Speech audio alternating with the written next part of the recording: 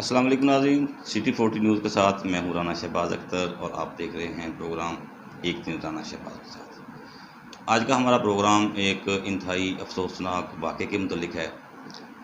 ये वाक़या 11 सितंबर 2022 को थाना सदर की हदूद बूरेवाला रोड पर पेश आया। जब सुबह-सुबह एक ख़बर हमें मिली कि थाना सदर की हदूद बूरेवाला रोड पर दौरान डकैती जो है वो एक शख्स को कत्ल कर दिया गया है। वो शख्स अपने बीवी बच्चों के साथ अपने ससुराल जा रहा था। जैसे ही ये खबर जो वायरल हुई तो पुलिस भी मुतहर्रिक हुई और जो मकतूल और उसके जो एक बच्चा था ज़ख्मी, उसको तहसील हेडक्वार्टर अस्पताल शिफ्ट किया गया और पुलिस जो है वो जाए वक़ूआ से अपने शवाहिद इकट्ठे करने में मसरूफ़ हो गई। देखने में ये वाक़या जो दौरान डकैती एक नौजवान का कत्ल जो था वो इंतहाई अफसोसनाक वाक़या था, जिस पर चीचा वतनी का हर शहरी जो है वो परेशान और रंजीदा नज़र आ रहा था। चूँकि ये खबर थी कि डकैती के दौरान जो है वो नौजवान को गोलियां मारकर कत्ल किया गया है, तो मेरे समेत सहाफ़ियों और सिविल सोसाइटी के लोगों ने पुलिस पर खुलकर तनकीद भी की, जिसे पुलिस ने बर्दाश्त भी किया, लेकिन उन्होंने अपना काम जारी रखा। अस्पताल के अंदर जो मकतूल के वर्सा थे, वो मतलब उनकी जो कंडीशन थी वो देखने के काबिल नहीं थी। मतलब हर बंदा जो था वो देख के जज्बाती हो रहा था कि मतलब एक नौजवान, एक माँ का बेटा, एक बीवी का शोहर और इन कमसिन बच्चों का बाप जो है वो दौरान डकैती कत्ल हो गया। पुलिस ने मुकदमा नंबर 656/22 थाना सदर में दर्ज करके इस मामले की मुकम्मल तहकीकात का आगाज़ कर दिया। तो यहाँ पर मैं ये ज़िक्र करता चलूँ कि जिस दिन ये वाक़या पेश आया, डीएसपी सर्कल चीचा वतनी साजिद महमूद गोंदल से हमारी इस वाक़या के 2 दिन बाद जब इसी मुतल्लिक़ बात हुई, तो हमने महसूस किया कि दिली तौर पर वो भी इस मामले पे बहुत ज़्यादा दुखी और रंजीदा हैं। उनका उस वक़्त ये कहना था कि इंशाअल्लाह इस नौजवान के साथ जो वाक़ई ज़्यादती हुई है, इंशाअल्लाह इसके कातिल जो हैं वो जल्दी पकड़े जाएँगे। मामला जो है वो इन्वेस्टिगेशन की तरफ चलना शुरू हुआ, तो यहाँ पर एसएचओ थाना सदर आसिफ नवातुल्लाह साहब, उनकी टीम ने जब डीएसपी सर्कल चीचा वतनी साजिद महमूद गोंदल की सरबराही में इस केस की इन्वेस्टिगेशन का बाकायदा आगाज़ किया, तो उन्होंने मतलब महकमाना जो उनके पास सोर्सेज थे वो सारे इस्तेमाल किए, आईटी ब्रांच की हेल्प ली और उसके अलावा जो सीसीटीवी कैमरे बूरेवाला रोड पर जहाँ-जहाँ भी नस्ब थे वहाँ से उन्होंने मदद ली। तो चंद दिन ही गुज़रे थे तो इस मामले के जो हक़ाइक़ हैं वो डकैती से तब्दील होने शुरू हो गए कि ये मामला डकैती नहीं है, ये कुछ और लगता है। आईटी की रिपोर्ट्स और आईटी की हेल्प, मोबाइल डाटा और सारे जो उनके एविडेंस थे उन्होंने सारे कलेक्ट किए। उसके बाद जो मामला असल सामने आया वो क्या था? वो मामला असल ये था कि मकतूल आमिर एहसान,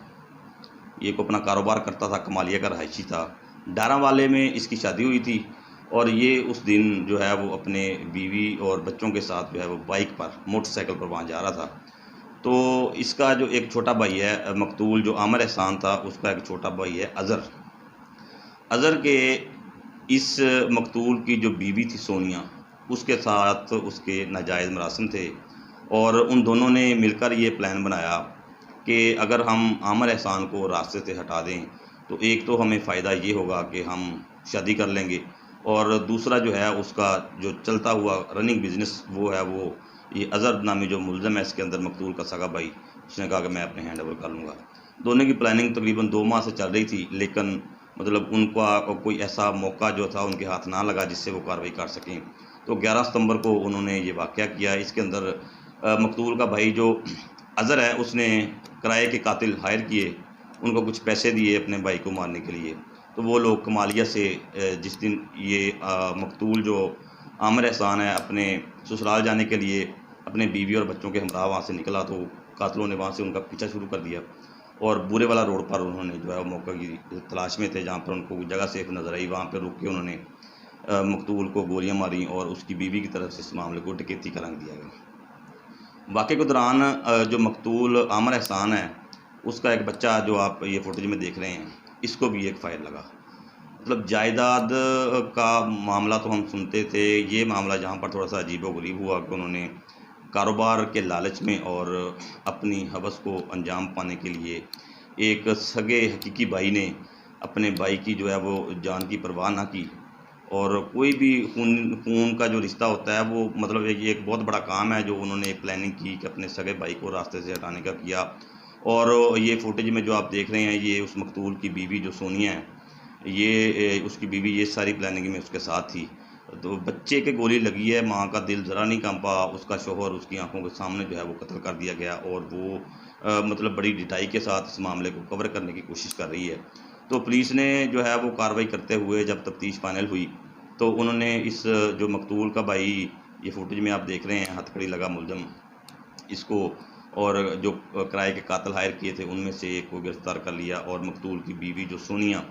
उसको भी गिरफ़्तार करके चालान कर दिया है। इसके अंदर एक मुलज़म जो है वो अभी पुलिस कस्टडी में नहीं है और पुलिस उसको गिरफ़्तार नहीं कर सकी अभी तक, लेकिन आज हमारे जब डीएसपी चीचावतनी से इस मामले में तफसीली बात हुई तो उनका ये कहना था कि जो एक मुलज़म अभी पुलिस की गिरफ्त में नहीं आया, इंशाल्लाह वो भी कानून के शिकंजे से बच नहीं सकेगा। हम उसके बहुत करीब पहुंच चुके हैं और बहुत जल्द वो भी सलाखों के पीछे होगा। तो ये खून सफ़ेद हो गया, हम बातें सुनते हैं अक्सर मुआशरे में, तो ये सारा मामला देखने के बाद इंसान के जो रोंगटे हैं वो खड़े हो गए हैं। देखने वाले और सुनने वाले जो हैं वो परेशान दिखाई देते हैं कि एक सगा भाई और अपनी बीवी, उसने अपने बच्चों के बाप को अपनी हवस की खातिर और कारोबार के लालच में जो है वो कत्ल करा दिया। लेकिन यहाँ पर मैं अप्रिशिएट करूँगा एसएचओ थाना सदर जो है वो उस टीम में थे, जो टीम जिसको DSP circle Chichawatni Sajid Mahmood Gondal lead कर रहे थे, उस टीम ने प्रॉपर वर्क किया, बहुत अच्छा और दिलजमी के साथ इस मामले की छानबीन की और असल हक़ाइक़ को मंज़िल-ए-आम पर लेकर आए। तो उन्होंने मुल्ज़मान जो हैं वो उनको गिरफ़्तार कर लिया और गिरफ़्तार करने के बाद उनको चालान कर दिया। उनका ये कहना है कि एक मुल्ज़म जो भी पुलिस की गिरफ्त में नहीं है, बहुत जल्द वो भी इंशाअल्लाह कानून के शिकंजे में होगा और उनको कड़ी से कड़ी सज़ा दिलवाई जाएगी। इसी के साथ इजाज़त दीजिए, अल्लाह हाफ़िज़।